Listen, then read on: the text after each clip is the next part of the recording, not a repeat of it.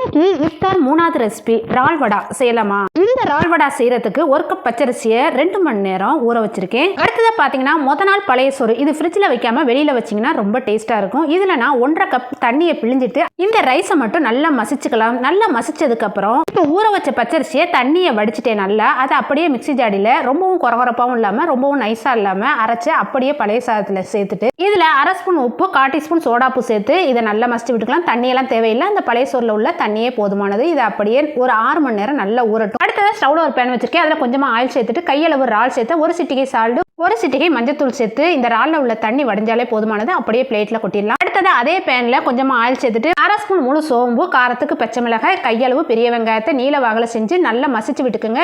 இதுக்கு தேவையான உப்பு கொஞ்சம் மஞ்சத்தூள் சேர்த்து நல்லா எண்ணெயில வதக்குங்க. ரொம்ப வதங்கணுங்கிற அவசியம் இல்லை, கொஞ்சம் நெருநெருன்னு இருந்தால் தான் நல்லா இருக்கும். இதில் கையளவு தேங்காய் பூ, கையளவு கருவேப்பிலை சேர்த்து நல்லா மிக்ஸ் பண்ணுங்க.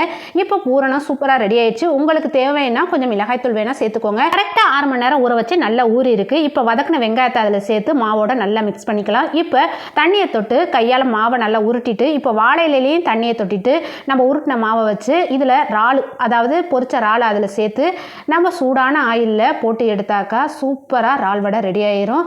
இது ரொம்ப ரொம்ப டேஸ்ட்டாக இருந்துச்சு. இதை நீங்கள் ஒரு முறையாவது ட்ரை பண்ணி பாருங்கள். எனக்கு ரொம்ப ரொம்ப பிடிச்சிருந்துச்சு. உங்களுக்கும் பிடிச்சிருந்துச்சுன்னா ட்ரை பண்ணுங்கள்.